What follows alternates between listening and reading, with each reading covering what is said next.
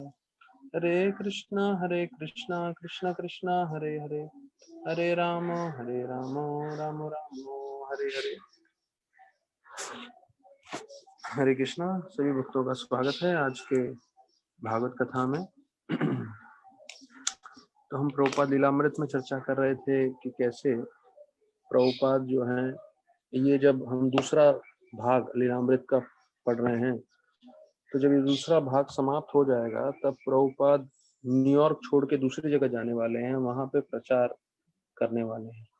तो वहां के भक्तों को लगा ही नहीं था कि कभी प्रभुपाद वो जगह छोड़ के जाएंगे, क्योंकि उनको लगा कि ये स्टोर फ्रंट में ही इस्कॉन रहने वाला है और यहीं पे थोड़े लोग भक्ति करेंगे और जो है प्रचार करेंगे। पर प्रभुपाद को पूरे विश्व भर में फैलाना था। और अभी जो है वहां से प्रभुपाद दूसरी ओर जाते हैं और वहां पे जो है पूरी तरह से कैसे प्रचार करते हैं वो सब हम देखेंगे। तो उससे पहले बताया जाता है कि हरे कृष्णा कीर्तन जो है काफी प्रसिद्ध हो चुका था, अखबारों में आ रहा था। और यहाँ तक कि हयग्रीव प्रभु जो हैं उन्होंने उस समय उसको बोलते थे हरे कृष्णा एक्सप्लोजन, कि जैसे कोई विस्फोट होता है, कोई बम फटता है, तो बम फटने से ध्वनि भी होती है और कई बार भौतिक रूप से जो बम होता है उससे हानि भी होती है। वैसे ये आध्यात्मिक एक्सप्लोजन था, आध्यात्मिक बम था, जिसके फूटने से ध्वनि तो आ ही रही थी पर लोगों के जीवन में परिवर्तन भी हो रहा था। तो हयग्रीव प्रभु ने एक पूरी किताब लिखी है इसके ऊपर, हरे कृष्ण एक्सप्लोजन। तो हो सकता है भविष्य में जब हम अपना प्रवचन करते रहेंगे तो ये सब किताब भी लेंगे लीलामृत समाप्त होने के बाद, और वो सब भी हम सुनेंगे। जैसे गिरिराज महाराज ने जो है उन्होंने भी अभी किताब निकाली है। जैसे प्रभुपाद ने रास बिहारी जी को बोला था कि आपके लिए मैं यहाँ पे एक मंदिर बनाऊंगा, तो उसके ऊपर उन्होंने पूरा जो है किताब लिखा हुआ है गिरिराज महाराज ने। तो इतने सारे प्रभुपाद शिष्य ने जो है इतनी सारी किताबें लिखी हैं। विशेष रूप से जू मंदिर रास बिहारी जी का कैसे स्थापना हो उसके ऊपर पूरा विस्तार पूर्वक बताया गया है। तो इतनी सारी चीजें हमें प्रभुपाद के बारे में सुनने के लिए, और प्रभुपाद ने कैसे आदान प्रदान किया। तो देखिए, जब एक शुद्ध भक्त कुछ कार्य करते हैं, उनके एक एक शब्द से, एक एक उनके शिक्षण से जो है हमें इतना सीखने मिलता है। जैसे मैं आज प्रवचन सुन रहा था तो उसमें बता रहे थे कि महाराज वो एक भक्त को बोल रहे थे कि आप जाइए समुद्र के पास और समुद्र के पास जाके लहरों को देखिए। तो आपको क्या लगता है कभी लहरें आने बंद होंगी? नहीं। आप दिन में जाएं, रात में जाएं, सुबह में जाएं, लहरें हमेशा आती रहती हैं। तो महाराज बोले एक बार लहरें रुक सकती हैं पर हमारे मन में अनर्थ जो है नहीं रुकने वाले। मतलब देखिए, लहरें हमें मालूम है कभी रुकने वाली नहीं है, पर ये उदाहरण दिया जाता है कि एक बार समुद्र की लहरें रुक जाएंगी पर हमारे अनर्थ नहीं रुकने वाले हैं। इतना हमारे मन में काम, क्रोध, लोभ और ये सब है। तो लोग जो है बाहर की दुनिया में कठपुतली की तरह नाच रहे हैं, कठपुतली की तरह जो है। मुझे बताया जाता है कि कई लोग अपने, मारवाड़ी लोगों की बात कर रहे हैं, गुजराती लोगों की, वो लोग शेयर मार्केट में जो है 80 साल की उम्र पे जा रहे हैं। 80 साल की उम्र में, 80 साल की उम्र में वो धोती खुद नहीं पहन सकते, उनको कोई दूसरा व्यक्ति लगता है मदद करने के लिए, धोती पहनाने के लिए। लेकिन 80 साल की उम्र में जो है वो शेयर मार्केट जा रहे हैं। 9 बजे मार्केट खुलता है, पौने 9 बजे पहुंच जाते हैं और जो है पूरा ट्रेडिंग रेडिंग सब करने लगते हैं 80 साल की उम्र में। अभी कुछ दिन नहीं रह गए हैं, लेकिन इतना लोभ है, कैसे लोभ लोगों को घुमाता है ये पूरी दुनिया में हम देख सकते हैं। तो ये सब जब हम सुनते हैं तो हमें समझना चाहिए कि भाई इतने सारा अनर्थ हमारे मन में भी है और हम लोग कितना उसके लिए कोशिश कर रहे हैं। अधिकांश लोग तो आराम से अपना, हाँ, आराम से भौतिक जीवन भी जाए, आराम से आध्यात्मिक जीवन भी जाए। जब मैं उठूंगा तब आराम से जप करूंगा, जरा भी जोर देने की आवश्यकता नहीं है। लेकिन ये भक्ति ऐसी चीज है, अगर आप यहाँ पे जोर नहीं दोगे तो माया आपको जोर देगी और आपसे दूसरे अनर्थ करवाएगी। तो अगर आपने यहाँ पे मेहनत नहीं की भक्ति में प्रगति करने के लिए, तो आपको माया लेके ही जाएगी। जैसे आप तैरते हैं तो कई बार बताया गया, जब आप तैर रहे हो और विशेष रूप से पानी दूसरी ओर से आ रहा है और आपको उसको काटते हुए तैरना है, आप रुकोगे तो सीधा आपको पानी पीछे खींच लेगा, तो आपको लड़ते रहना पड़ेगा।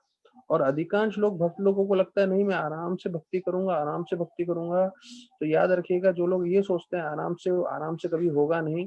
धीरे धीरे आप माया के प्रपंच में खिंचते हुए चले जाओगे। और अगर हमने अच्छे से भक्ति नहीं किया, अगर हमारी चेतना कृष्ण में पूरी तरह से फिक्स नहीं हुआ, तो सबसे बड़ा धोखा हम अपने आप को देंगे, क्योंकि फिर मृत्यु के अंत के समय हमें वापस से पुनर्जन्म लेना पड़ेगा। तो हम किसी और को नहीं धोखा दे रहे हैं, अपने आप को ही धोखा दे रहे हैं, तीव्रता से भक्ति नहीं करें।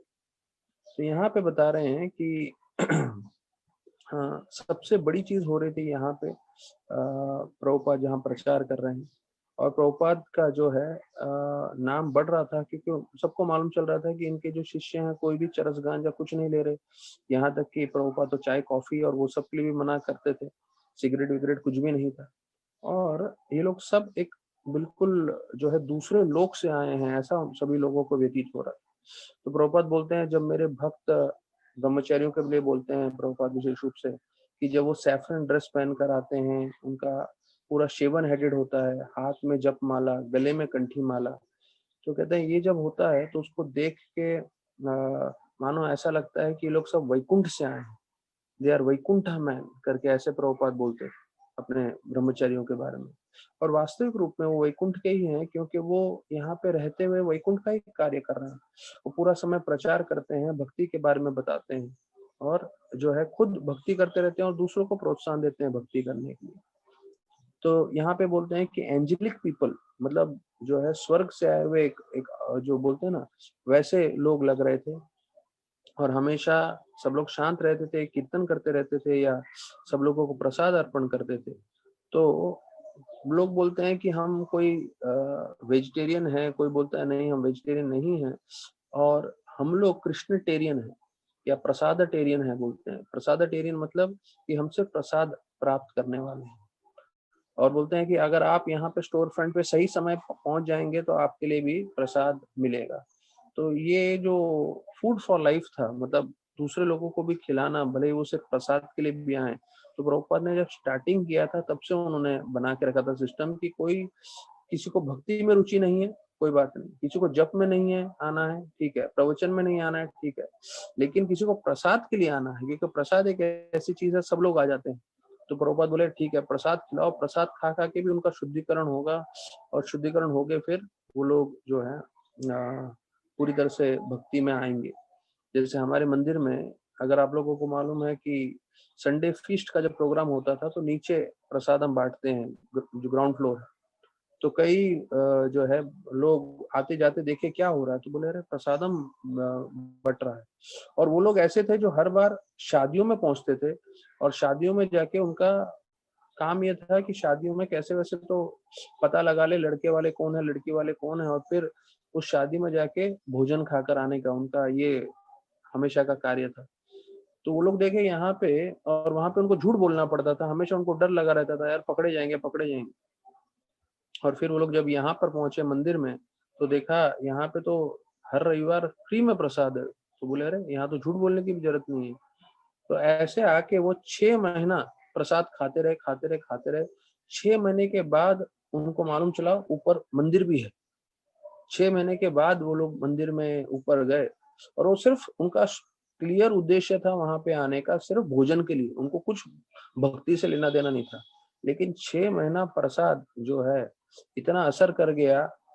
आज के तारीख में जो है वो काउंसलर है। तो मुझे नाम नहीं, मैं नहीं बोलूंगा, नहीं तो आप बोलेंगे अरे ये काउंसलर होके शादियों में यहाँ वहां जाते थे खाना खाने के लिए। पर आज के तारीख में काउंसलर है। सोचिए कितना बदलाव आ गया। पहले तो भक्ति नहीं करनी थी, सिर्फ भोजन के लिए आए थे, और भोजन करते करते प्रसाद खाते खाते इतना बदलाव आया। 6 महीने के बाद मंदिर जाने लगे, और मंदिर के बाद आज काउंसलर बन। तो देखिए ये शक्ति है प्रसाद का। और प्रभुपाद ने वो शुरुआत से सिस्टम बना दिया कि भाई जो देर से भी कोई आए और सिर्फ प्रसाद के लिए भी आए तो उनको मना नहीं करना है। तो उसमें से एक जो है बूटन करके लड़के थे, लड़का था जो आता था। तो बोलने लगे कि जितने भी संगीतकार थे वो लोग सब इससे आकर्षित हो गए। और विशेष रूप से प्रभुपाद तो अभी दूसरा जो है हरे कृष्णा कीर्तन के साथ गोविंद जय जय गोपाल जय जय वो सब भी गाते थे। तो कई लोगों को इतना अच्छा लगने लगा कि वो लोग सब जो है कीर्तन गाने लगे, और उन सबको लगने लगा अरे हम भी हरे कृष्णा वाले हैं, हम भी वही गा रहे हैं। और ऐसे ये कीर्तन काफी जगह फैलता रहा और ऐसे उनको बताया जाता था कि ये लोग भक्त कीर्तनिया हैं। मतलब म्यूजिशियंस तो थे ही, मतलब संगीत प्रेमी, लेकिन वो लोग भक्त बन रहे थे और भक्ति के साथ करते थे। तो बोलते हैं शाम का जो कीर्तन होता था वो भी एकदम उत्तम होता था। तो ब्रह्मानंद प्रभु जो हैं वो पीछे से खड़े रहते थे देखने के लिए और देखते थे पूरा कमरा भरते जा रहा है स्टोर फ्रंट का, अच्छा खचाखच पूरा भर जाता था और बहुत सारे संगीत प्रेमी लोग आ जाते थे। वो लोग अपना गिटार बजाते थे वगैरह वगैरह, अलग अलग चीजें बजाते थे और इस तरह से जो है पूरा कीर्तन जो है बहुत फेमस होने लगा। अच्छा, अभी यहाँ पे अभी एक मुख्य मुद्दे पे हम लोग आ रहे हैं, तो सब भक्तगण ध्यान दीजिए।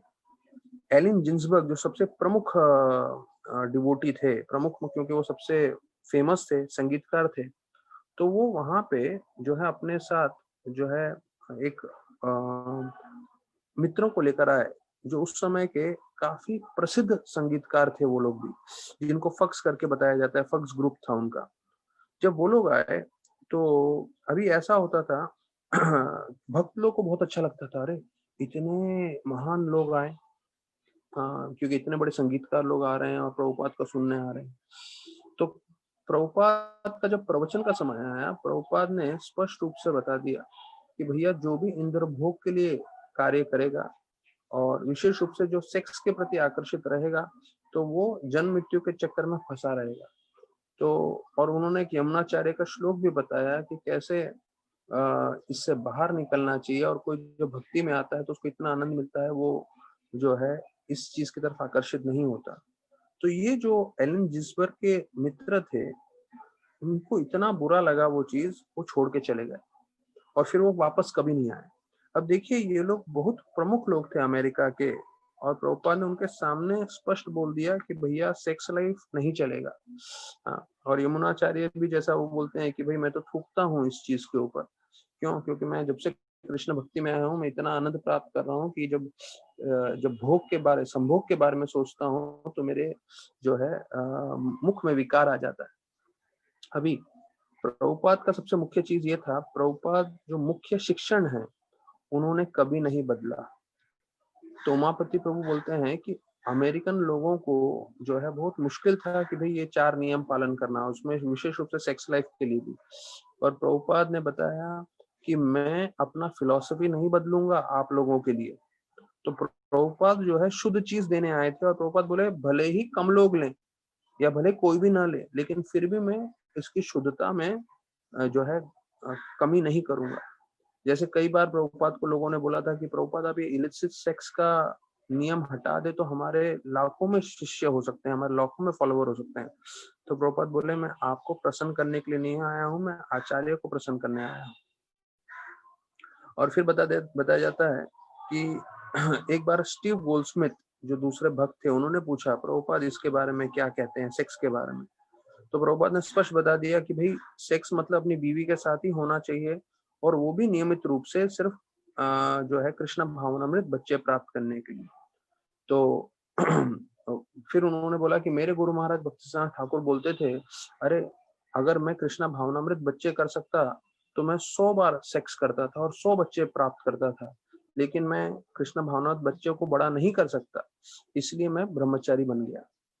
तो अभी सबको मालूम है बच्चों को बड़ा करना कितना संघर्ष है, और यहाँ पे बोल रहे हैं कृष्णा भावनामृत होने चाहिए बच्चे, तभी आप जो है संतान की उत्पत्ति कर सकते हैं। तो गोल्डस्मिथ ने बोला प्रभुपाद लेकिन ये तो जो हमारा इच्छा है ये बहुत मजबूत है, और जो है पुरुष स्त्री की तरफ और स्त्री पुरुष की तरफ तो आकर्षित होता ही। तो प्रभुपाद बोले इसलिए हर संस्था में, हर धर्म में विवाह यज्ञ है, भले आप क्रिश्चियन बोले, भले आप मुस्लिम बोले, भले हिंदू बोले, तो आप विवाह कर सकते हैं, विवाह करके अपनी बीवी के साथ रह सकते हैं, लेकिन बीवी को एक मशीन के जैसे उपयोग नहीं करना चाहिए इंद्र भोग के लिए। प्रभुपाद ने जवाब दिया, प्रभुपाद बोले विवाह करिए पर बीवी को जो है मशीन के जैसे उपयोग मत करिए इंद्र भोग के लिए। और बोले जो है अगर आप अपनी बीवी के साथ भी कर रहे हो तो महीने में एक बार करना चाहिए, वो भी बच्चों की उत्पत्ति के लिए। अब ये देखिए, ये सबसे भारी स्टेटमेंट है जो काफी इस्कॉन भक्तों को भी हजम नहीं होता है। ये लीलामृत में हम लोग इतना चर्चा कर रहे हैं, तो इस श्रृंखला पे हम लोग पहुंच चुके हैं जहाँ प्रभुपाद बोल रहे हैं कि सेक्स जब करते हैं पति पत्नी तो महीने में एक बार, वो भी बच्चे पैदा करने के लिए। तो उसके बाहर जो भी कर रहे हैं वो इलिसिट सेक्स में ही आ जाता है, भले ही आप बीवी के साथ भी कर रहे हो तो, और बाहर तो है ही नहीं। तो हयग्रीव प्रभु जो वहां पे बैठे थे, तो वो बोले महीने में सिर्फ एक बार? तो बोले इससे अच्छा, वो तो एकदम जोर से जो है एकदम से चौंक गए सुन के कि सिर्फ बीवी के साथ भी करना है, वो भी महीने में एक बार।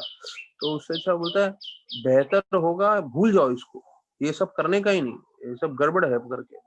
तो प्रभुपाद जो है बहुत प्रसन्न हो गए, बोले वेरी गुड बॉय, बहुत अच्छा। प्रभुपाद हंसने लगे, बोले सबसे बेहतर है हरे कृष्णा जप करो और ये सब भूल जाओ। फिर जो है फिर बोलते हैं अगर आप इसमें नहीं पढ़ो तो इतने सारे मुश्किलों और तकलीफों से आप बच सकते हो। तो प्रभुपाद बोले कि एक जब खुजली होती है तो खुजली और खुजली करते रहोगे तो और बढ़ती रहेगी बढ़ती रहेगी बढ़ती रहेगी। तो ये जो चीज है संभोग करने का, वो हमें नियमित करना चाहिए, और वो नियमित कर सकते हैं हम सिर्फ कृष्ण भक्ति से। हाँ, और प्रभुपाद बोले कि ये जो संभोग का आनंद है वो इस भौतिक जगत में सबसे उत्तम आनंद है, और इसलिए यही कारण है जो भौतिक जगत में बंधन भी करता है। तो बंधन का भी सबसे बड़ा कारण सेक्स लाइफ ही है, प्रभुपाद बताए। फिर प्रभुपाद बोले कि हम यहाँ पे इतने सारे लड़ाई झगड़े क्यों हो रहे हैं? तो अभी ये देखिए वॉर की विशेष रूप से बात कर रहे हैं प्रभुपाद। अभी एक सेक्स लाइफ के ऊपर हो गया, अभी प्रभुपाद वॉर के ऊपर बदलते हैं कि कैसे एक देश दूसरे देश के साथ लड़ाई करता है, उसका कारण क्या है। तो प्रभुपाद बोले क्योंकि लोग मांसाहार कर रहे हैं। मांसाहार करने का जो है फल परिणाम होता है, सारे के सारे लोग जो लोग मांसाहार कर रहे हैं तो ऐसे उग्र कर्म करते हैं, तो उस उग्र कर्म के कारण जो है युद्ध होता है, वॉर होता है। और फिर प्रभुपाद बोले कि अगर वो मांसाहार करेगा तो फिर जो है वो इलिसिट सेक्स भी करेगा, क्योंकि मांसाहार करने का इतना प्रभाव होता है शरीर पे, तो उसका जो है एक रूल के बाद दूसरा रूल टूटेगा ही टूटेगा। अभी यहाँ से ये एक दो पहलू पे प्रभुपाद ने बता दिया, सेक्स जो बीवी के साथ ही महीने में एक बार करना है, दूसरा मांसाहार करने से वॉर होता है, देशों में युद्ध होता है। अभी एक और नया पहलू आ रहा है, ये भी हमारे लिए बहुत जरूरी है जानना। जडसन हॉल करके था, और ये जो जडसन हॉल था, अगर एक रात को आप भाड़े पे लेते हो तो उसका कीमत है $200। तो $200 मतलब पूरा एक महीने का भाड़ा, जो स्टोर फ्रंट में और प्रभुपाद का कमरे में जो एक महीना उनको लगता था, तो वो एक महीने का भाड़ा वो लोग ने जो है उतना पैसा, $200 मतलब उतना, तो वो वहां का हॉल उन्होंने बुक करने का सोचा। तो राय राम करके जो है भक्त थे, तो उन्होंने बोला कि हम लोग वहां पे कार्यक्रम करते हैं, और वहां पे जो न्यूयॉर्क के जो रईस लोग हैं वो लोग रहते हैं, वो लोग आएंगे। तो यहाँ पे आपने तो सिर्फ हिप्पी लोगों को कीर्तन कराया है, लोग हैं अमीर लोग हैं उनको आप कराएंगे तो उससे और जो है अच्छा होगा। तो प्रभुपाद ने बोला अच्छा अगर आपको लगता है तो कराइए। और जो है राय राम ने जो है पूरा जो है प्रिंटिंग स्टार्ट किया पैम्पलेट का, और फिर सब लोग कीर्तन करते हुए पैम्पलेट बांट रहे थे। और फिर प्रभुपाद जो है जिस दिन कार्यक्रम था वहां पहुंचे। अब वो पूरा हॉल बुक किया था $200 दे के, और हुआ क्या, सिर्फ 7 लोग पहुंचे, सिर्फ 7 लोग तो पूरे हॉल में। तो भक्तों को बहुत बुरा लग रहा था, बोले अरे हमने इतना पैसा डाला और प्रभुपाद को यहाँ पे लेकर आए, और जो है कोई भी नहीं आया, सिर्फ 7 लोग हैं। तो वो लोग राय राम बोले कि प्रभुपाद हम लोग यहाँ से चले क्या, अभी कार्यक्रम नहीं करते। तो प्रभुपाद ने बोला नहीं, बोले यहाँ पे हम लोग कीर्तन करेंगे और प्रवचन करेंगे। अभी सिर्फ 7 लोग हैं, उसके बाद भी प्रभुपाद जो है इस पे पक्के थे कि कोई नहीं आया, खाली खाली हॉल है, उसके बाद भी हम लोग 7 लोग के लिए भी प्रवचन करेंगे और कीर्तन करेंगे। तो ये एक मुख्य चीज है, क्योंकि भक्तिनाथ ठाकुर ने बोला था अगर कोई भी ना मिले प्रचार करने के लिए तो 4 दीवारी को प्रचार करो। अभी बहुत मुश्किल है ये चीज, क्योंकि मैं जब प्रचार करता हूँ तो जब भी होता है तो हम लोग काउंट देखते हैं कितने भक्तगण जुड़े हैं, और जितने ज्यादा लोग होते हैं तो और प्रोत्साहन होता है। तो वो एक चीज मैं देख रहा हूँ कि जब भी व्रजरस प्रभु आते हैं हमारा काउंट एकदम ही ऊंचा काउंट चला गया था कल। मतलब एक न्यूयॉर्क के बारे में सुनने का लोगों का बहुत ज्यादा इच्छा है, अपने भक्तों के बीच में भी ना। और वही चीज गीता भागवत का सुनना है कि किसी की इच्छा नहीं है। मतलब कम से कम जितना काउंट आता है उससे 15 लोग ज्यादा रहते हैं न्यूयॉर्क की कथा के लिए शनिवार के दिन। चलिए इसी बहाने जुड़ तो रहे हैं। मतलब सिर्फ न्यूयॉर्क के बारे में सुनने का लोग में इतना आतुरता है। हाँ, और कभी जाने मिलेगा तो क्या कहना। तो इतना उधर हालत खराब है, ना खाना है, ना जो है अ, उधर का वातावरण इतना खराब है, न रहने की जगह अच्छी है। वो बोलते हैं पार्किंग का ही 4,000 8,000 रुपया लग जाता है एक दिन का, 4 घंटे का। और इतना भयंकर हालत है, न क्लाइमेट है, न खाने को है, न भक्ति है, न संग है। लेकिन फिर भी आकर्षण कितना हम लोग के हृदय में है देखिए। तो चिंता मत करिए, वो रजरस प्रभु को हर शनिवार के लिए हमने बोल के रखा है, तो वो बताते रहेंगे हमें। तो अभी भक्तिचरण ठाकुर ने बता दिया कि भाई आपको कोई नहीं मिलेगा तो 4 दीवारी को प्रचार करो। क्योंकि 4 दीवारी को प्रचार करने से दीवार को तो कुछ नहीं होगा, लेकिन क्योंकि आप प्रचार कर रहे हो तो आप प्रचार करने से आपका शुद्धिकरण होगा और आप भक्ति में टिके रहोगे। तो ध्यान रखिएगा, अगर हम जब भी कोशिश करते हैं किसी को प्रचार करने के लिए, तो कई बार हम लोग अपने परिवार वालों को प्रचार करने की कोशिश करते हैं। और परिवार वाले तो जो कई बार होते हैं जो इतना उत्साह नहीं दिखाते हैं, वो लोग अपने में ही लगे हुए हैं, अपने आनंद करने में, कपड़े वपड़े पहनने में, सेल्फी लेने में और जो है इंद्रभोग करने में। तो कई बार हमको लगता है अरे हम क्या कर रहे हैं, इतना हम प्रचार करने की कोशिश कर रहे हैं अपने मित्रों को या परिवार वालों को या नए लोगों को, और ये लोग तो बिल्कुल नहीं बदल रहे हैं। प्रचार हम इसलिए नहीं करते कि वो लोग बदलें, प्रचार हम इसलिए करते कि हम बदलें। तो ये कोई गलत धारणा हमें मन में नहीं रखनी चाहिए कि हम बड़े शुद्ध भक्त हैं और भगवान ने हमें भेजा है लोगों का उद्धार करने के लिए। नहीं, हम उनको प्रचार इसलिए करते हैं जिससे हम बदलें, हमारा शुद्धिकरण हो और हम भक्ति में स्थिर हों। तो भले ही वो करे ना करे, हमारा उद्देश्य होना चाहिए कि हम जो है प्रचार करते रहे। तो अभी प्रभुपाद का देखिए उद्देश्य, $200 दे दिया है, 7 ही लोग आए हैं, लेकिन प्रभुपाद बोलेंगे नहीं हम यहाँ पे करेंगे। और प्रभुपाद ने जो है पूरा प्रवचन दिया और हॉल पूरा एम्प्टी था। उसके बाद भी जो है प्रभुपाद ने प्रवचन दिया और 15 सीट के पीछे एक लड़के ने पूछा कि प्रभुपाद ने जब प्रवचन के बाद प्रश्न उत्तर पूछा तो प्रभुपाद इसमें यहाँ लीलामृत में बताया है कि he was understanding that Swami's philosophy was primarily for reforming dispute young people। अच्छा, अभी ये एक प्रश्न पूछा जो एक प्रश्न शायद हमारे लिए भी उतना ही जरूरी है। बोला कि आपकी जो इस्कॉन को ये हिप्पी लोगों को जो बहुत घर से बाहर हैं, घर बेघर के हैं, मतलब उनका घर नहीं है, कुछ नहीं है, उनके उद्धार के लिए है ना आपका फिलॉसफी। प्रभुपाद बोले नहीं, आप ये मत सोचिए कि बहुत दरिद्र लोग हैं या जो गरीब लोग हैं उनके लिए। प्रभुपाद बोले हर कोई दरिद्र है इस भौतिक जगत में। शायद कोई करोड़पति या करोड़ों करोड़ों रुपए वाला है, वो भी उतना ही दरिद्र है जितना ये हिप्पी लोग हैं जिनके पास घर नहीं। तो बोले कि कोई कामयाब होने के बाद भी अगर वो कृष्ण को याद नहीं कर रहा है, कृष्ण की भक्ति नहीं कर रहा है, तो वो जो है उतना ही दरिद्र है जितना कोई सड़क पे व्यक्ति हो। तो प्रभुपाद का स्पष्ट ये था कि सब लोग कृष्ण का स्मरण करना चाहिए। अच्छा देखिए, अभी 7 लोग आए थे, पर प्रभुपाद का प्रचार करने का उत्साह देखिए। प्रभुपाद एग्जिट गेट के ऊपर पास कुर्सी लेके बैठ गए और जितने भी लोग आए थे तो प्रभुपाद सबसे मिल रहे थे, बात कर रहे थे। और सब लोग जो हैं प्रभुपाद क्योंकि स्वामी थे और प्रभुपाद से सब लोग हाथ जोड़ के मिल रहे थे, बात कर रहे थे। वहां पे ब्रह्मानंद प्रभु की माता भी आई। तो ब्रह्मानंद प्रभु की जब माता आई तो प्रभुपाद ने उनसे भी बहुत अच्छे से आदान प्रदान किया। तो एक बार ब्रह्मानंद प्रभु की माता जो है वो प्रभुपाद के पास आई मिलने के लिए और प्रभुपाद के पास कंप्लेन करना चाहती थी कि प्रभुपाद आपने मेरे बेटे को रख लिया है और उसको ब्रह्मचारी बना दिया है, ये गलत किया आपने और मुझे मेरा बेटा वापस चाहिए। तो ऐसे करके उसके मन में कंप्लेन था। तो ब्रह्मानंद प्रभु ने पहले ही शायद प्रभुपाद को बताया कि मेरी माता आने वाली है। तो प्रभुपाद से जैसी वो मिली तो प्रभुपाद उसको बोलने लगे आपको डोनेशन देना चाहिए इस्कॉन को। तो तो इसकी माता बोल एकदम भ्रमित हो गई, बोले मैं तो कंप्लेन करने आई थी और ये तो और डोनेशन मांग रहे हैं मेरे से। तो फिर उसकी माता ने सामने से बोल दिया, अरे मैंने अपना बेटा डोनेशन में दिया ना, और क्या चाहिए दे, और मैं क्या दूं? तो प्रभुपाद बोले बहुत बहुत धन्यवाद आपने।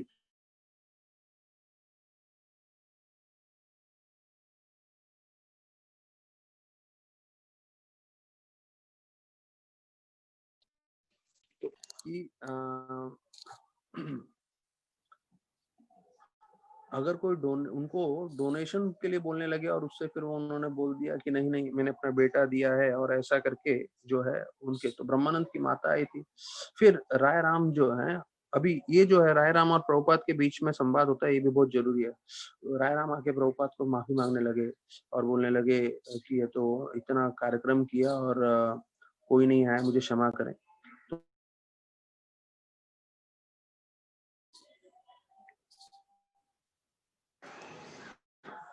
प्रभुपाद दो चीज बोले। पहला बोले, अरे आपने क्या देखा नहीं, वहां पे नारद मुनि आए थे, ब्रह्मा जी आए थे, जहां भी हरे कृष्णा कीर्तन होता है वहां पे सारे देवता आते हैं। तो अभी ये हम लोग को समझना है कि ये प्रभुपाद की शुद्ध भक्ति है। पहला एक चीज हमें समझना है कि प्रभुपाद जब कथा कीर्तन करते थे तो ये शुद्ध भक्त जब कीर्तन करते हैं तो देवता गण भी आते हैं, ऐसा करके प्रभुपाद वर्णन कर रहे हैं।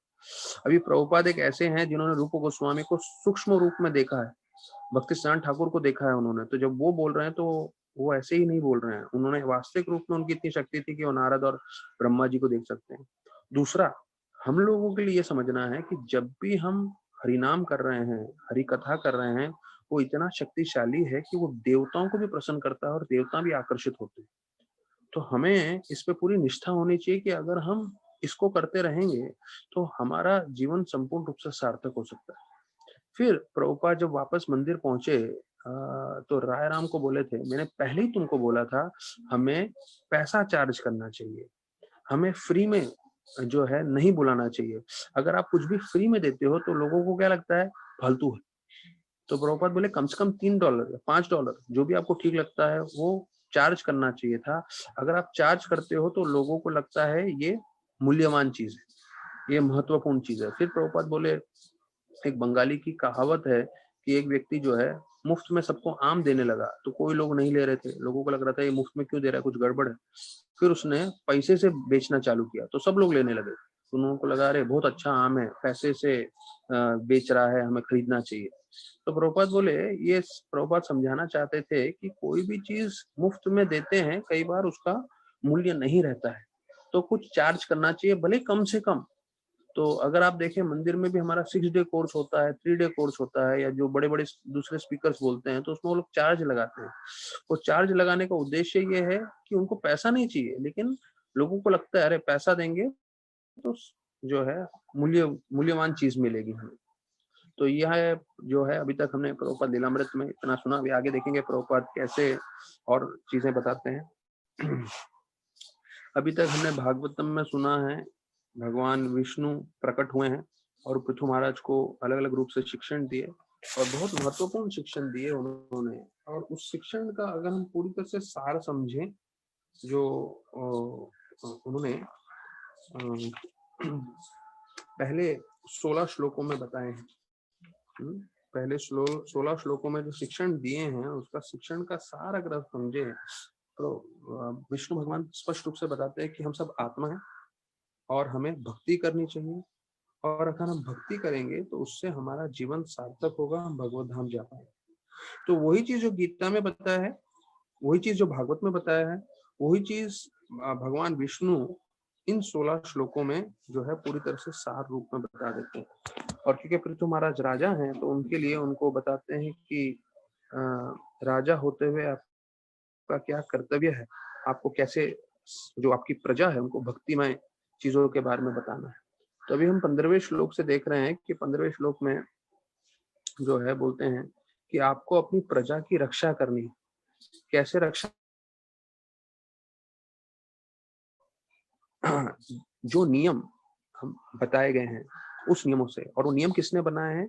शास्त्रों में बताए हैं, ब्राह्मणों ने बताया है। तो ये भी कौन बोल रहे हैं? स्वयं विष्णु बोल रहे हैं 15वें श्लोक में कि भाई आपको पूरी प्रजा की रक्षा करनी है नियमों के हिसाब से, और वो नियम अनुमता, अनुमता मतलब प्रिंसिपल्स, नियम, और वो अनुव्रता, अनुव्रता मतलब जो ब्राह्मणों ने बताया है और आपको ज्ञान दिया है उसके हिसाब से करना है।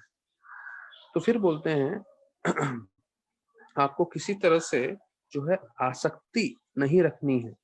किस चीज के लिए? क्योंकि आप जब सेवा कर रहे हो तो सेवा करते समय आपको आसक्ति नहीं रखनी है। और फिर बोलते हैं अनुरक्त लोकः, इससे आपको सब लोग प्रेम करेंगे। जो है जितने भी समाज के लोग हैं वो आपको आप लोग को प्रेम करेंगे। तो आपको प्रेम करेंगे सब लोग, ऐसे करके बता रहे हैं। अनुरक्त लोकः शब्द का प्रयोग आया है। और फिर दूसरा बोलते हैं कि आपको जो है चतुष्कुमार का दर्शन प्राप्त होगा। चतुष्कुमार मतलब जो ब्राह्मण है, जो शुद्ध भक्त हैं भगवान के, उनका दर्शन प्राप्त होगा। तो सार में ऐसा बोल रहे हैं एक श्लोक में कि अगर आप सबकी सेवा करेंगे तो सेवा करने से आपको भगवान के भक्तों का कृपा मिलेगा, उनका संग मिलेगा। तो जब हम सेवा करते हैं तो सेवा करने से हमें जो है भक्तों का संग मिलता है, भक्तों का सेवा मिलता है। तो यहाँ पे प्रभुपाद तात्पर्य में बता रहे हैं कि सब लोगों को वर्णाश्रम धर्म पालन करना चाहिए। अभी प्रभुपाद ये भी बोल रहे हैं कि कलयुग में वर्णाश्रम धर्म पालन नहीं कर सकते, अर्थात हम लोग किसी भी स्थिति में हैं। प्रभुपाद लिख रहे हैं in what ever capacity one remains with in the material world. हम किसी भी स्थिति में हैं तो वर्णाश्रम धर्म और ये सब तो पालन नहीं हो सकता, क्योंकि वर्णाश्रम मतलब ब्राह्मण, क्षत्रिय, वैश्य, शूद्र, ब्रह्मचारी, गृहस्थ, वानप्रस्थ, सन्यासी। तो प्रभुपाद बोल रहे हैं कलयुग पूरा उल्टा पुल्टा हो गया है, इसलिए वर्णाश्रम कोई पालन नहीं कर सकता। लेकिन अगर कोई भक्ति करेगा तो प्रभुपाद बता रहे हैं what ever capacity one remains with in the material world. आप किसी भी परिस्थिति में, अब देखिए हम लोग सब अलग अलग परिस्थिति में हैं, मैंने पहले भी बताया हुआ है। और ये हमें ध्यान रखना है कि हो सकता है कई माताएं हो सकता है कोई ब्रह्मचारी हो सकता है कोई आईएएस लड़का हो, कोई गृहस्थ हो, कोई बिजनेस वाला हो, किसी भी आप परिस्थिति में हो, लेकिन अगर हम भक्ति करेंगे तो हम जीवन सार्थक कर सकते हैं, पहला चीज। फिर चैतन्य महाप्रभु ने शिक्षण दिया है हमें अपना परिस्थिति बदलना नहीं है। ये दूसरा महत्वपूर्ण चीज प्रभुपाद बता रहे हैं इस तात्पर्य में, हमें अपनी परिस्थिति बदलनी नहीं है, और बिना हम अपनी परिस्थिति बदले हमें श्रवण करना है, हमें श्रवण करना है। तो हमें श्रवण करना है। तो श्रवण जो है वो एक, जो हमने पहले स्कंद से हमने सुना है, पद्धति है भक्ति में प्रगति करने का। तो चैतन्य महाप्रभु बोल रहे हैं हमें अपना परिस्थिति बदलना नहीं है, हम जो भी हैं, जिस भी परिस्थिति में है, जहां भी है, उसमें उस परिस्थिति में रहते हुए हमें श्रवण करना है। फिर श्रवण करते हुए हमें भक्ति के नियम पालन करने हैं। One has to follow the principles in bhakti for practical application in life. तो बोलते हैं दूसरा चीज है, पहले श्रवण करना है, श्रवण करने के बाद उस श्रवण को अपने जीवन में लागू करना है। तो क्या है वो नियम? 4 नियम पालन करना, 16 माला जप करना। देखिए यहाँ पे प्रभुपाद फिर बोल रहे हैं thus one can attain highest perfection of life, liberation and go back home, back to border। तो हमारे लिए सबसे महत्वपूर्ण मुद्दा या सबसे महत्वपूर्ण विषय क्या है कि हम जो है भगवत धाम जाएं। और प्रभुपाद ने अपने तात्पर्य में ये चीज बहुत स्पष्ट रूप से बार बार बताया। तो ऐसा नहीं कि मैं पहली बार भगवत धाम के बारे में चर्चा कर रहा हूँ, बहुत सारे तात्पर्य में प्रभुपाद ने बताया है। और हमें ये क्लियर रखना है, हमारा फोकस, हमारा गोल, हमारा दृष्टि, हमें भगवत धाम जाना है। और भगवत धाम जाने के लिए प्रभुपाद ने इस तात्पर्य में फिर से 2 चीजों पे जोर दिया है जो चैतन्य महाप्रभु ने सिखाया। क्या है वो 2 चीजें? पहला, one simply has to hear. जो जिन लोगों के पास भागवतम है और वो भागवतम में खोल के मेरे साथ जो मैं चर्चा कर रहा हूँ तो उसके साथ वो लोग रेफर कर रहे हैं, तो मैं आपको बता दूं ये प्रभुपाद जो है सेकंड परपट के सेकंड पैराग्राफ में बता रहे हैं, आखिरी के 5 लाइन में, कि चैतन्य महाप्रभु ने बताया कि हमें अपनी परिस्थिति बदलनी नहीं है। चलिए वो तो हमें जहाँ पे हैं हम लोग वहीं पे हैं। पर वहां पे रहते हुए हमें दो कार्य करने हैं। पहला, हमें श्रवण करना है। दूसरा, जो हम श्रवण कर रहे हैं उसे अपने जीवन में लागू करना है, नियम पालन करते हुए 16 माला करना है और जितना हो सके सेवा करना है। तो अगर सिर्फ हम ये दो चीज ले लें, प्रभुपाद बोल रहे हैं, thus one can attain highest perfection of life, liberation and go back home, back to God। तो देखिए, हमें स्पष्ट समझना है, अगर हम भगवत धाम जाना है, हमें क्या चीज पकड़ के रखनी है अपने पूरे जीवन भर में। जैसे कल रात के प्रवचन में मैं बता रहा था कि भक्ति हमने शुरुआत की है, ऐसा नहीं कुछ समय के लिए, 1 महीना 2 महीना 1 साल 2 साल करके छोड़ने के लिए। हमारे आखिरी सांस तक हमें भक्ति करनी है। तो आखिरी सांस तक भक्ति करने के लिए क्या चीजें यहाँ प्रभुपाद बता रहे हैं? एक है श्रवण करना, नित्य रूप से श्रवण करना, और फिर वो श्रवण करते हुए अपने जीवन में उसको लागू करना। तो ये दो चीज हम लोग कर पाएंगे तो हम भगवत धाम जाने के लिए तैयार हैं।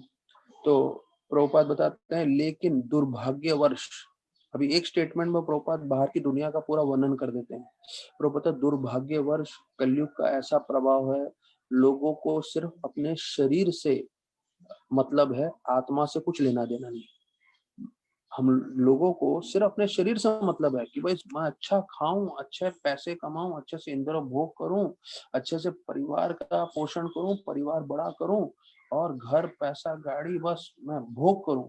शरीर, आत्मा से कुछ लेना देना नहीं। ये कलयुग का सबसे बड़ा प्रभाव है, जिसके कारण लोग का जो है बुद्धि भ्रष्ट हो गई।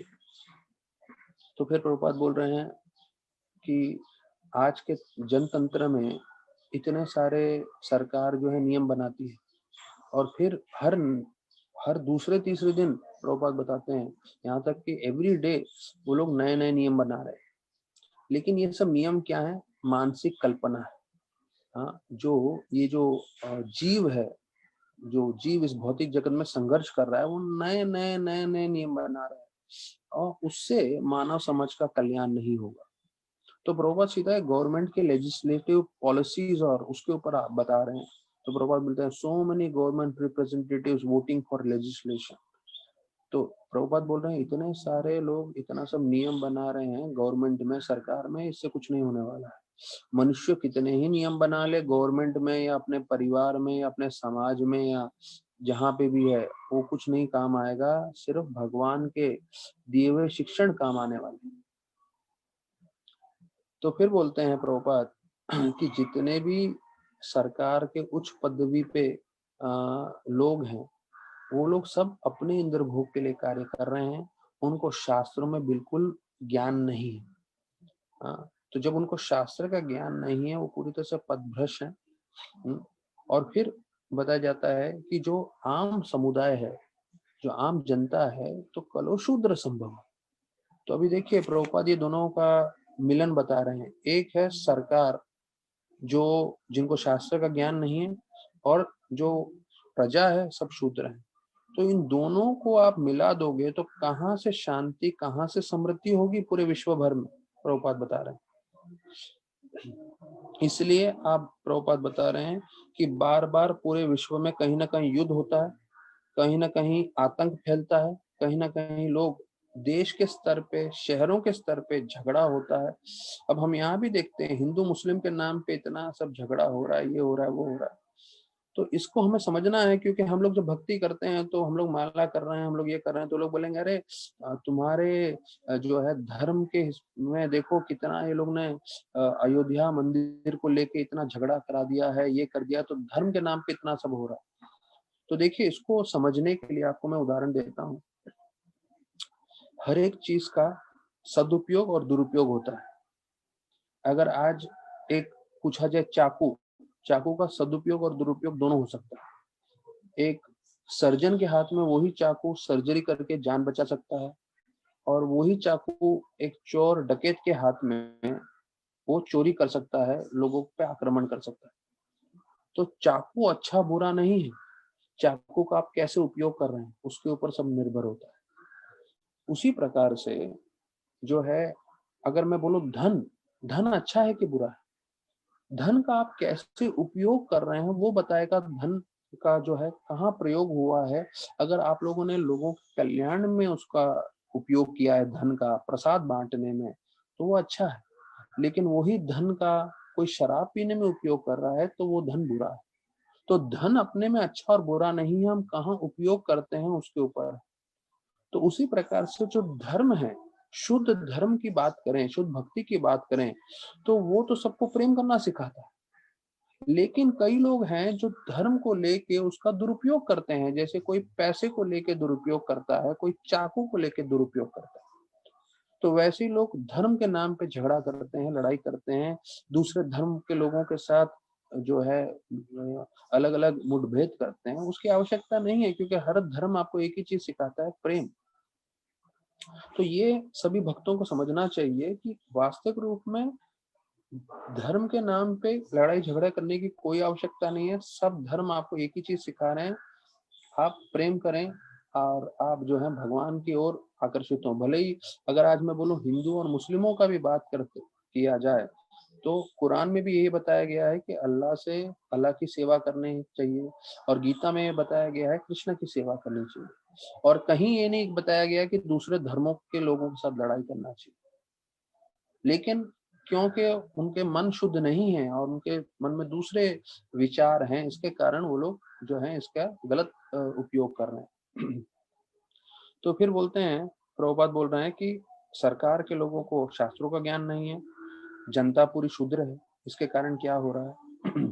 कोई भी मुक्ति नहीं प्राप्त कर पा रहा है, ना ही लोगों के मन में कोई शांति है।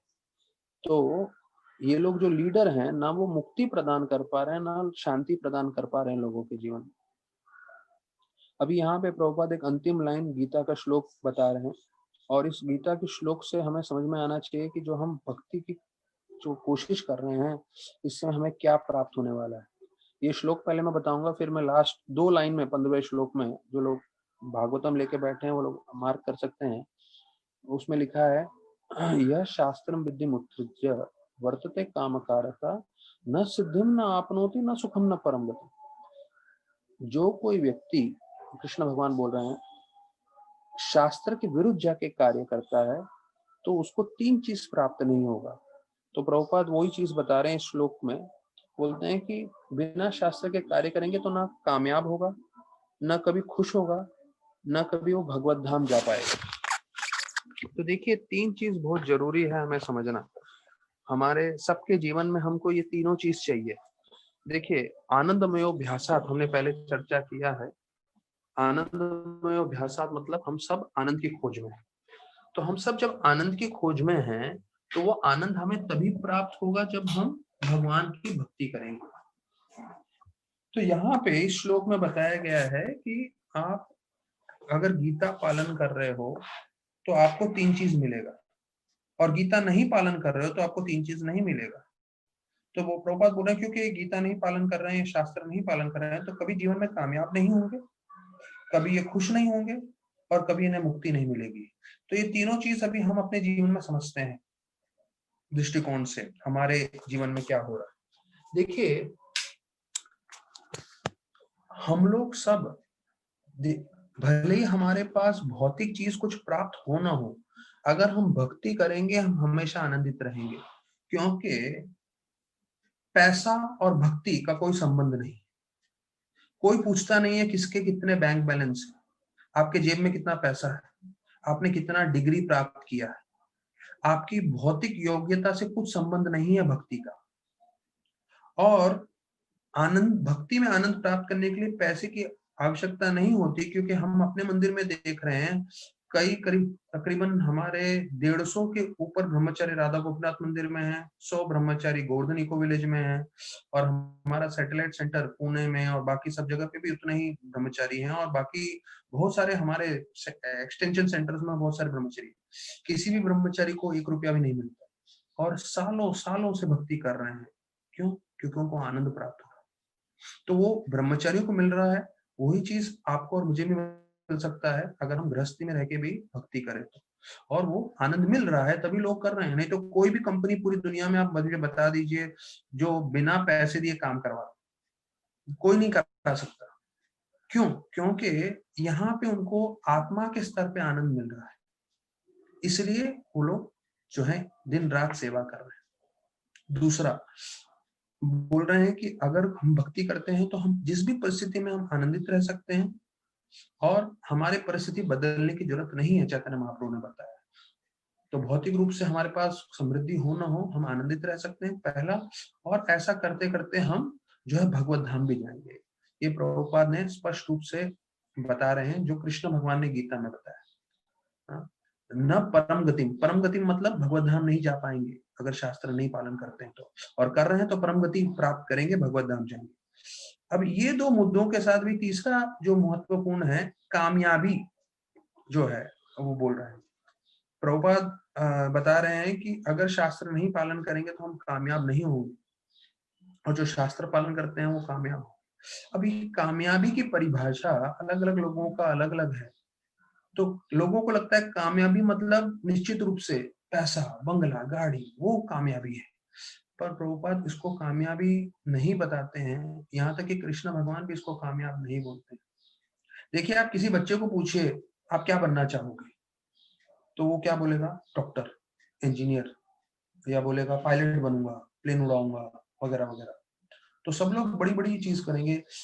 किसी भी बच्चे को ये नहीं सिखाया जाता है कि वो ये बोले कि हाँ मैं जन समुदाय की सेवा करूंगा, मैं जनता की सेवा करूंगा, मैं लोगों का मदद करूंगा, उद्धार करूंगा, जितने लोग दुख में हैं, तकलीफ में हैं, उनको उसमें से बचाने की कोशिश करूंगा। किसी को नहीं बताया जाता है बच्चों को।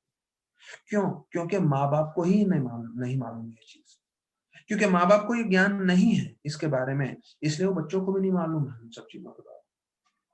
तो कामयाबी, एतावान जन्म साफल्यम देहिनाम यह देशो प्राणे अर्थे दिया वाचा श्रेयनम आचरम सदा। तो ये हमने श्लोक पहले भी चर्चा किया हुआ है। भगवान किसको कामयाब बोल रहे हैं? उसको कामयाब नहीं बोल रहे हैं जिसके पास पैसा, बंगला, गाड़ी हो। उसको कामयाब बोल रहे हैं जो अपना शरीर, मन और अपने वाचा, अपनी शब्द, या उनके पास जो भी शक्ति है वो दूसरों की सेवा में लगाता है, दूसरों को मदद करता है, उसे कामयाब बोला गया है। तो यहाँ के आखिरी श्लोक में जो बोला गया है कामयाब, तो हम सब कामयाब हो सकते हैं अपने जीवन में अगर हम दूसरों को मदद करें तो, और उसमें हमें संतुष्टि और आनंद भी प्राप्त होगा और हम भगवत धाम भी जाएंगे। तो इसमें बताया जाता है महत्वपूर्ण चीज कि इन गिविंग वी गेट, ये राधानाथ महाराज सिखाते हैं।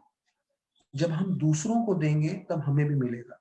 तो दूसरों को हमें जो है आध्यात्म के बारे में बताना चाहिए, आध्यात्म देना चाहिए। फिर 16वें श्लोक में भगवान पृथु महाराज को बोल रहे हैं, आप जो है मेरे से कोई वर मांगिए, मैं आपके गुणों को देख के बहुत प्रभावित हुआ हूँ। गुणशील यंत्रितः, मतलब आपके गुणों को देख के मैं बहुत प्रभावित हुआ हूँ और मैं सबके साथ समान रहता हूँ, लेकिन जो मैं अपने भक्तों के साथ विशेष रूप से कृपा करता हूँ। तो but I always remain equipoised in the heart of one who is equipoised in all circumstances. तो दूसरा एक चीज बोल रहे हैं कि हमें हमेशा समानता बनाए रखनी है हर परिस्थिति में। अभी यहाँ पे 26 भक्तों के गुणों का वर्णन किया गया है, तो इसके ऊपर हम लोग चर्चा करेंगे। तो पहला लाइन में प्रभुपाद बता रहे हैं कि भगवान को प्रसन्न करने के लिए जो है भक्ति सबसे महत्वपूर्ण है। कोई तपस्या करके, कोई योग करके भगवान को प्रसन्न नहीं कर सकता। और यहाँ पे बोलते हैं भगवान कब प्रसन्न होते हैं? जब हमारा चरित्र और हमारा व्यवहार अच्छा हो। He is pleased only by elevated character and behavior। ये मैंने पूरा लाल से अंडरलाइन कर लिया है मेरे भागवत के जो जिसमें से मैं पढ़ाई कर रहा हूँ। हमें समझना चाहिए भगवान को अगर हमें प्रसन्न करना है तो उसका प्रभुपाद दो चीज बोल रहे हैं। हमारा चरित्र बहुत ऊंचा, शुद्ध होना चाहिए।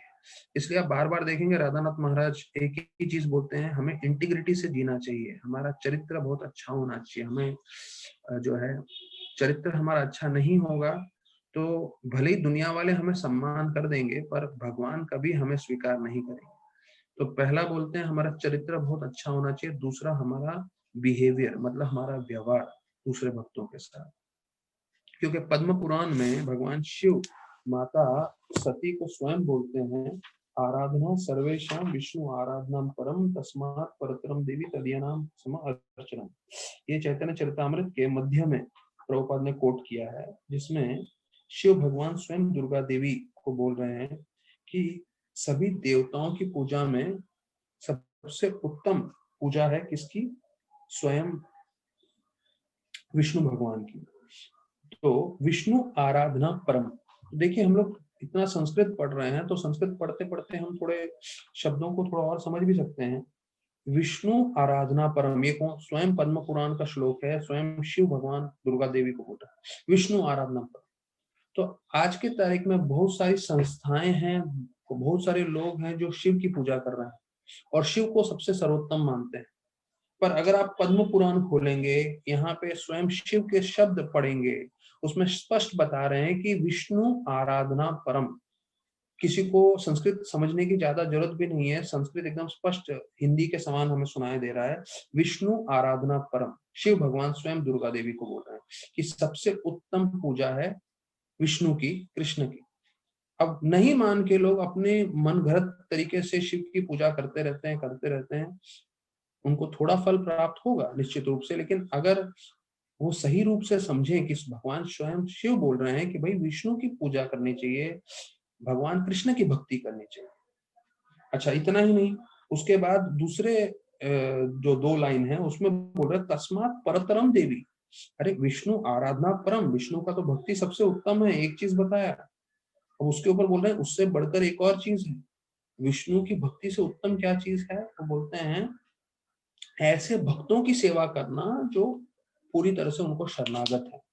तदीयानाम समर्चनम, कि ऐसे भक्तों को आप प्रसन्न करें जो उनकी सेवा कर रहे हैं, तो उससे और जो है उससे विष्णु भगवान से भी सेवा से उत्तम है।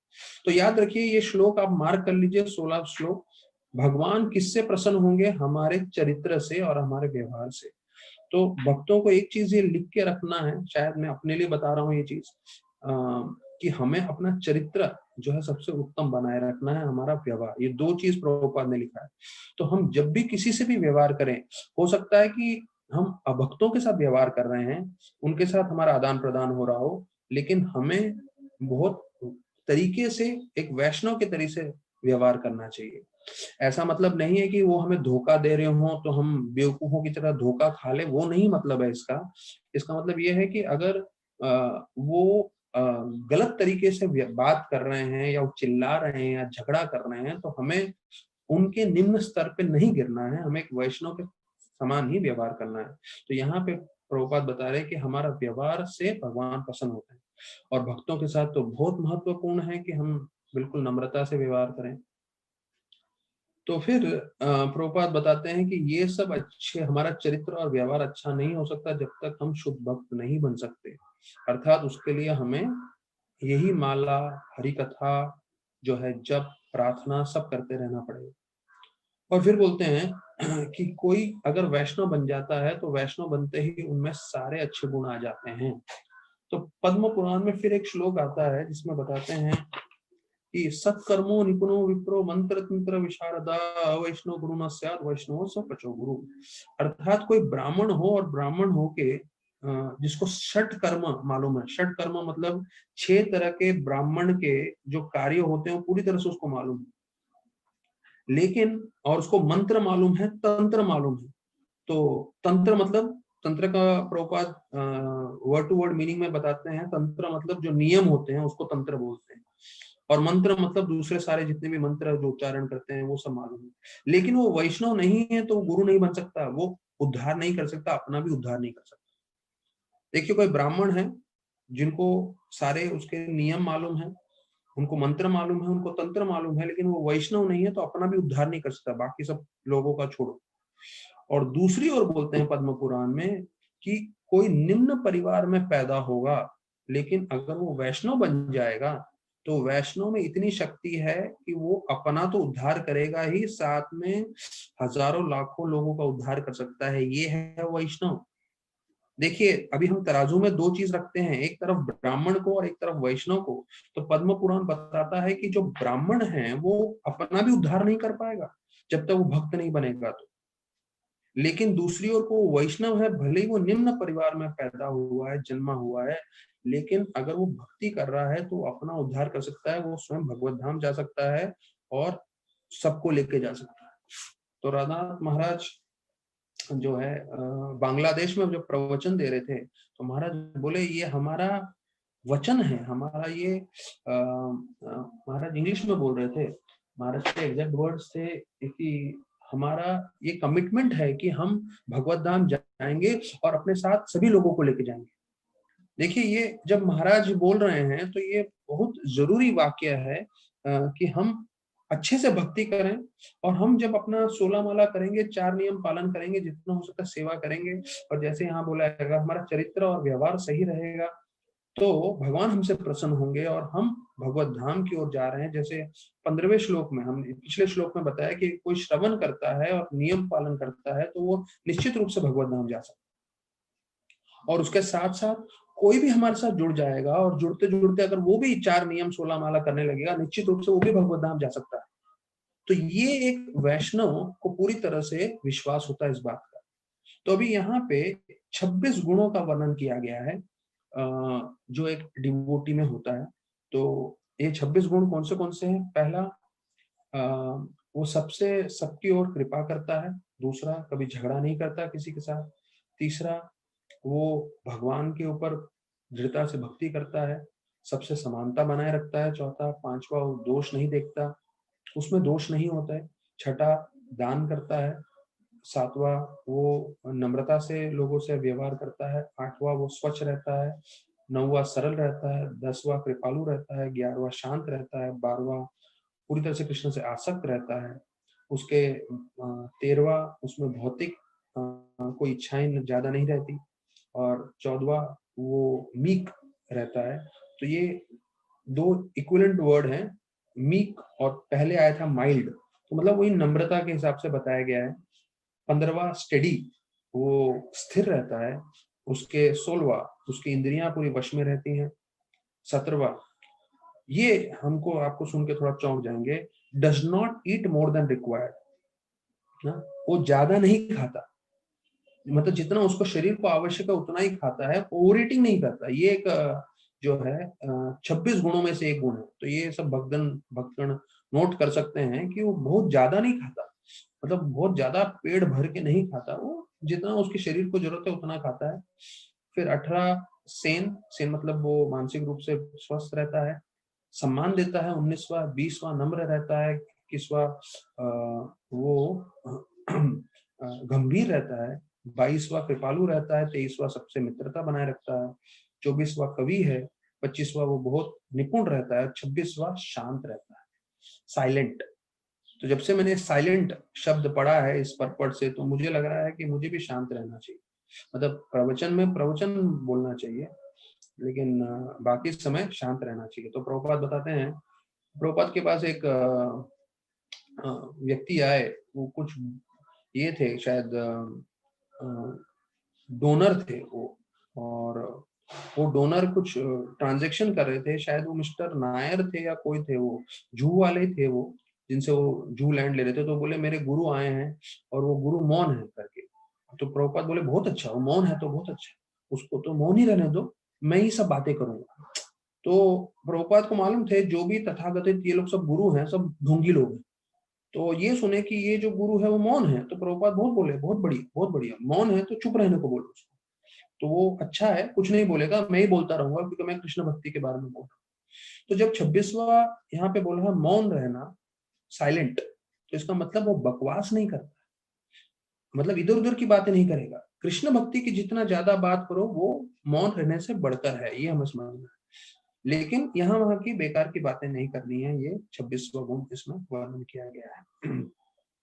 तो एक एक शायद गुण ऐसे हैं जिसके ऊपर हम लोग 5-5 मिनट शायद बोल सके, पर उतना हम लोग विस्तार में नहीं जाएंगे। पर जो भक्तों को जो है ये 26 गुणों के बारे में चर्चा देखना है, तो ये 20th चैप्टर 16वें श्लोक में आ रहा है 4th कैंटो में। तो ये 26 गुण आप विस्तार पूर्वक पढ़ सकते हैं, ध्यान कर सकते हैं। तो अभी यहाँ पे बताते हैं 17वें से 22वें श्लोक में कैसे प्रेम पूर्वक भगवान इनके साथ व्यवहार करते हैं। और 23वें श्लोक से प्रार्थनाएं चालू हो रही हैं पृथु महाराज की। तो 17वें श्लोक में बोल रहे हैं कि पृथु महाराज जो है जो भी शिक्षण बोलते हैं वो स्वीकार करते हैं। लोक गुरु गुरुना, तो लोक गुरुना का मतलब है वो अपने सर पे स्वीकार करते हैं कि हाँ आपने जो भी बताया मैं पूरी तरह से accepted the instruction of supreme personality word on his head, मतलब सर पे स्वीकार करते हैं कि हाँ मैं सब पूरी तरह से स्वीकार करता हूँ। अभी यहाँ पे प्रभुपाद बोलते हैं इसका मतलब है जो भी कृष्ण भगवान बताते हैं हमें पूरी तरह से स्वीकार करना चाहिए और ध्यान पूर्वक सुनना चाहिए और सम्मान पूर्वक सुनना चाहिए। तो प्रभुपाद पृथु महाराज ने विष्णु भगवान के शिक्षण स्वीकार किए हैं, प्रभुपाद तात्पर्य बोल रहे हैं हमारे लिए। इसका मतलब क्या है? इसका मतलब ये है कि जो भी आप गीता में सुन रहे हो, जो भी आप भागवत में सुन रहे हो, उसको पूरी तरह से स्वीकार करें। प्रभुपाद बोल रहे हैं हमारा ये कार्य नहीं है कि भगवान के जो शब्द हैं उसको हम जो है उलट पुलट करें, नहीं, वो हमारा कार्य नहीं है। बोलते हैं कई जो पंडित हैं, कई स्वामी हैं, वो लोग ये कार्य कर रहे हैं, गीता के शब्दों को, कृष्णा के शब्दों को उलट पुलट कर रहे हैं, नहीं, ये पूरा गड़बड़ है। हमें पूरी तरह से, जैसे पृथु महाराज बोल रहे हैं मैं अपने सर पे रख रहा हूँ आपके सारे शिक्षण, पूरी तरह से स्वीकार कर रहा हूँ, तो हमारा भी वही उद्देश्य होना चाहिए, हम भी पूरी तरह से भगवान के सारे शिक्षणों को स्वीकार करना चाहिए। अभी 18वां श्लोक महत्वपूर्ण है, तो मैं भी इसको आज नहीं लूंगा, कल हम लोग 18वें श्लोक से चर्चा करेंगे। और अभी मैं आप लोगों को जो है ना एक श्री संप्रदाय की कथा है वो बता देता हूँ। श्री संप्रदाय में एक रामानुजाचार्य जो शक्तिशाली आचार्य रह चुके हैं, तो उनको बोलते हैं रामानुजा। रामानुजा मतलब राम के छोटे भाई। तो बोलते हैं राम के छोटे भाई स्वयं आए थे रामानुजाचार्य के रूप में, और उन्होंने पूरी तरह से भक्ति का प्रचार किया था पूरे भारतवर्ष में। तो वो दिखाना चाहते थे कि भाई कोई वैरागी हो या कोई गृहस्थ हो, दोनों ही उत्तम तरीके से भक्ति कर सकते हैं। और अगर आपका विचारधारा ठीक न हो तो आप साधु हो के भी आपका जीवन विफल है, और अगर आपके विचारधारा अच्छे हैं तो आप जो है एक गृहस्थ होके भी, मतलब परिवार के साथ रह के, बीवी बच्चों के साथ रह के आपके भी जीवन सार्थक है। तो देख रहे थे कि कई ब्रह्मचारी साधुगण उनके आश्रम में जो है सही व्यवहार नहीं कर रहे हैं, तो उनको शिक्षण देने के लिए उन्होंने एक भक्त को कहा कि तुम एक काम करो, इनका जो है धोती फाड़ दो। तो सारे ब्रह्मचारियों का उसने एक तरह से कोने से धोती फाड़ दिया। तो अगले दिन सब ब्रह्मचारियों ने देखा हमारा धोती फटा हुआ है, तो एक दूसरे पे जो है दूसरे के साथ झगड़ा करने लगे और बोलने लगे, रे तुमने मेरी धोती फाड़ी, तुमने मेरी धोती फाड़ी करके पूरा का पूरा आश्रम में जो है झगड़ा हो गया। अभी ये तो साधु लोग थे और धोती को लेके झगड़ा कर रहे थे। अब फिर बाद में शाम को उन्होंने, रामानुजाचार्य ने इन्हीं साधुओं को बुलाया और बोला एक काम करो, हमारे जो गृहस्थ भक्त हैं धनुर्धर, उनके घर पे जाओ और चोरी करो तुम जाके, तो जो गहने हैं उसकी बीवी के सब लेकर आ जाओ करके, और फिर हम देखते हैं कितना विचलित होता है। तो धनुर्धर घर पे थे नहीं और उनकी बीवी सो रही थी। तो जब वो सो रही थी तो ये लोग गए और उसकी अंगूठी निकाल लिए, उसका जो है हाथ से कंगन निकाल दिया, और ऐसे करके जो है नथनी वथनी थोड़ा निकाला उन्होंने। और उसके बाद जब वो घूम गई तो ये लोग डर गए और जो है ये लोग चले गए। तो इतना चोरी करके लेकर आए। तो फिर उनके गुरु महाराज ने बोला जाओ खिड़की के पास कान लगा के देखो, धनुर्धर आता है तो देखो वो क्या वार्तालाप कर रहा है अपनी बीवी के साथ, और बीवी क्या बोल रही है क्योंकि उसके गहने चोरी हो गए। तो बोलते हैं हाँ हाँ। तो सारे शिष्य जाते हैं उसके खिड़की के आगे, कान लगा के खड़े हो जाते हैं देखने के लिए क्या हुआ। तो उसकी बीवी आके बोलती है धनुधर को, जब रात को घर पे आते हैं, कि मुझे लगता है हमारे गुरु महाराज को जो है धन चाहिए। तो बोले क्यों? तो उन्होंने अपने शिष्यों को भेजा था गहने लेने के लिए मेरा। तो फिर क्या हुआ? तो बोले उन्होंने एक तरफ से गहने ले लिए मेरे, और जैसे मैं दूसरी तरफ पलटी, दूसरी तरफ का हाथ का गहने देने के लिए वो लोग डर के मारे भाग गए। तो धनुर्धर जो है अपनी बीवी पे चिल्लाने लगा, तुमको किसने बोला पलटने के लिए? तुम एक ही दिशा में रुक के नहीं रुक सकती थी? तुम पलटे इसलिए तुम्हारे दूसरे हाथ के गहने रह गए और हम गुरु की सेवा नहीं कर पाए। तुम मूर्ख औरत हो करके उसको खूब चिल्लाने लगे धनुधर। तो ये सब जब उन्होंने देखा तो वापस आके उन्होंने पूरा का पूरा दृष्टांत रामानुजाचार्य को, गुरु को बता दिया। तो रामानुजाचार्य बोलने लगे, वो गृहस्थ है और गृहस्थ होते हुए वो इतना आतुर है सेवा करने के लिए, और तुम लोग साधु हो और तुम्हारी फटी हुई धोती को लेके इतना झगड़ा कर रहे थे तुम लोग। तो बोले कौन उत्तम है? वो गृहस्थ होके उत्तम है, तुम लोग साधु होके भी तुम्हारा जो है विचारधारा सही नहीं है। ऐसे करके पूरा रामानुजाचार्य शिक्षण दिए। इसका मतलब ये नहीं है कि शायद कोई ब्रह्मचर्य आश्रम में ठीक ना हो और कोई गृहस्थ आश्रम में ठीक हो, ऐसा नहीं है। दोनों आश्रम में कोई रह के गलती कर सकता है और दोनों आश्रम में रह के कोई अच्छे से भक्ति कर सकता है। तो सार ये है कि हम जहां पे भी हों, हमें जैसे प्रभुपाद सिखा रहे हैं, हमें अपना परिस्थिति बदलना नहीं है, श्रवण करना है। श्रवण करके ये सब चीजें हमें अपने जीवन में लागू करनी है, और ये दो चीज हम कर पाएंगे तो हम भगवत धाम जाने के योग्य हो सकते हैं। तो मेरा एक रिक्वेस्ट है अभी डिवोटीज से कि देखिए, जब हम लोग तो अपना जब ये डिस्कशन करते हैं भागवतम का रोज, तो वीडियो पे नहीं रहता है, सिर्फ ऑडियो रहता है। लेकिन जब व्रजरस प्रभु विशेष रूप से अमेरिका से प्रवचन दे रहे हैं वीडियो ऑन करके, तो जितने डिवोटीज ज्यादा अपना वीडियो ऑन करके कनेक्ट हो पाएंगे, अच्छा लगता है। क्योंकि लैपटॉप में 25 लोग एक साथ आ जाते हैं, और मैं कल भी देख रहा था जब वो प्रवचन दे रहे थे, सिर्फ 5-6 लोग ज्यादा में ज्यादा वीडियो ऑन करके बैठे थे। तो देखिए, एक सम्मान देने की बात होती है। अगर कोई, और चलिए वो तो सैफरन सैफरन में है, ब्रह्मचारी हैं, तो हर एक डिवोटी को कम से कम वो पदवी को सम्मान देना चाहिए। ऐसा नहीं है कि वो बेचारे अपना समय निकाल के सुबह 5:30 बजे -2 डिग्री में हीटर के अंदर बैठ के लेक्चर दे रहे हैं, और हमें इतना भी नम्रता नहीं है कि चलिए हम कम से कम अपना चेहरा दिखाएं। तो कम से कम मेरा ये रिक्वेस्ट रहेगा सभी डिवोटीज से कि हफ्ते में एक बार जब हम वो मीटिंग करते हैं, जब वो सामने बैठे हुए हैं, तो उनको भी उत्साह लगेगा, उनको लगेगा कितने लोग हैं। क्योंकि मैं बताऊं आपको, शायद किसी को बुरा लगे तो अलग बात है, पर मैं आपको बताता हूँ कि जब आप स्क्रीन बंद करके बैठते हैं, इसका मतलब क्या होता है? मुझे कोई मतलब नहीं है अपना आपको दिखाने का, ना ही मुझे इसके सामने बैठना है। मैं अपना कार्य करता रहूंगा, और इसको जो बोलना है मैं साइड में सुन रहा हूँ। ये मतलब होता है जब कोई स्क्रीन ऑन नहीं करता है। तो एक सम्मान देने की जरूरत है। जैसे यहाँ पे बताया, बिहेवियर, हमारा व्यवहार और हमारा चरित्र, ये दो बहुत महत्वपूर्ण चीजें जिससे भगवान प्रसन्न होते हैं। कोई सैफरन ब्रह्मचारी अपना समय निकाल के वो सामने आ रहा है स्क्रीन पे, तो हमें भी अपना समय निकाल के जुड़ने की कोशिश करनी चाहिए। हाँ, कोई जॉब कर रहे हैं, जॉब पे संभव नहीं है, या कोई लेडीज हैं और उनको अच्छा नहीं लग रहा है कि सामने आने में, ठीक है, वो स्वीकार कर सकते हैं, पर बाकी अधिकांश लोगों को जुड़ने की कोशिश करनी चाहिए। तो मेरा ये नम्र रिक्वेस्ट रहेगा सभी भक्तों से कि जब नेक्स्ट सैटरडे वो फिर आने वाले हैं, तो ज्यादा से ज्यादा लोग जुड़ेंगे।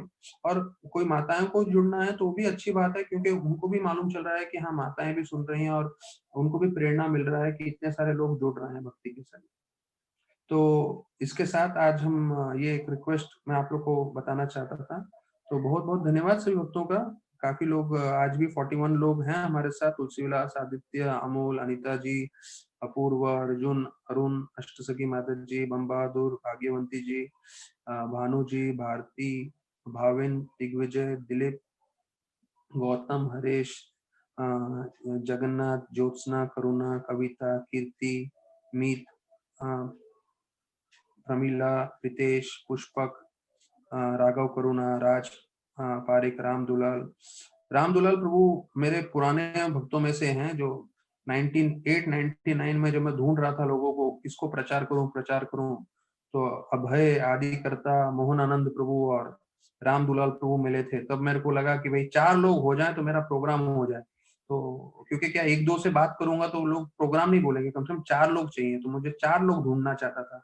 तो उसमें से राम दुलाल प्रभु हैं उन 4 लोगों में से, और उनके साथ फिर हम लोग ने प्रोग्राम चालू किया, और कृष्णा की कृपा से उस दिन से जो चालू है सभी भी कर रहे हैं। समर्थ प्रभु, सर्वेश्वरीय, श्याम, मुकुंद प्रभु, श्यामा प्रभु, श्यामा माता जी, तरुण कृष्णा, फिर घनश्याम जी, विनोद जी, विशाखा, विशुद्ध सत्व, आदित्य। तो बहुत बहुत धन्यवाद सभी भक्तों का। कल हम फिर मिलेंगे ठीक 4 बजे। हरे कृष्ण।